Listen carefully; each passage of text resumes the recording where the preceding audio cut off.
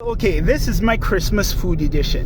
What is your traditional foods for Christmas that you see now a lot of and you don't see as much anymore? What are the traditional foods for Christmas in the Caribbean? In the Caribbean or Barbados specifically? Okay, I can only really describe my I guess my dinner table. Turkey. We're actually seeing a lot of that now. Before, growing up, turkey, we only see turkey once a year. Nowadays, I can actually see turkey like several times during the year. I see turkey, like the supermarket selling turkey wings on a regular basis. Yeah, but I'm not talking turkey wings. I'm talking like a whole turkey. Okay. I know I could always go get turkey wings, or sometimes even a leg every now and again, or a breast. But I'm talking like a whole turkey. Ham for me, because you remember like years ago, if you wanted to see ham, the only time you would really see it outside of like a rum shop or like a snack it, you would have to wait until Christmas to see, But so turkey, yeah. You remember Jug? I remember. I never used to have it a lot. It was never kind of one of my For the people who don't know, Jug is like peas, ham, and other meat, a few other meats mixed together, with and with a lot of spices. Right? Only about 4 or 5 people I know still know how to, or still make it. Right? That's my top one right there. And any others you can think of? Nothing I can really think of. Turkey would be the biggest one. I know like sorrel is now like really popular. Yeah, sorrel you can get throughout the year. I mean, this is one. Fruit cake. I know. See, so fruit cake or great cake? Great cake. So growing up, great cake only used to be Christmas. We used to put down fruits to soak for the year. In rum or some form of alcohol? Any sort of alcohol, but typically rum. But now, I mean, January, February, March, whatever, you can actually go get great cake any point in time of the year, and that was like never done. Yeah. Great cake was a Christmas cake. Yes. So that is something we now see. Oh yeah, for the record, great cake we call it is great cake, black cake, or fruit or Caribbean fruit cake, or just fruit cake. I don't think so. Fruit cake typically is gonna be cake mixed with fruit and brown in. Yeah. Great cake means the fruit has been soaking in alcohol, but falernum is part of that. Yeah. So my mother and a lot of my aunts used to say the fruits need to soak for at least 6 months. Oh, I should tell you a story. Well, when we were doing the lockdown, I had some raisins soaking because I decided I was going to make great cake that year.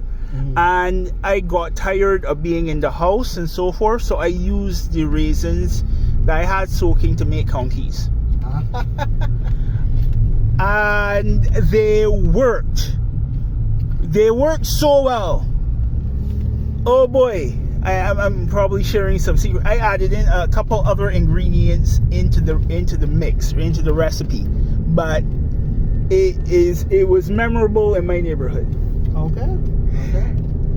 I could not eat those myself. All of those myself. I would have fallen over, man.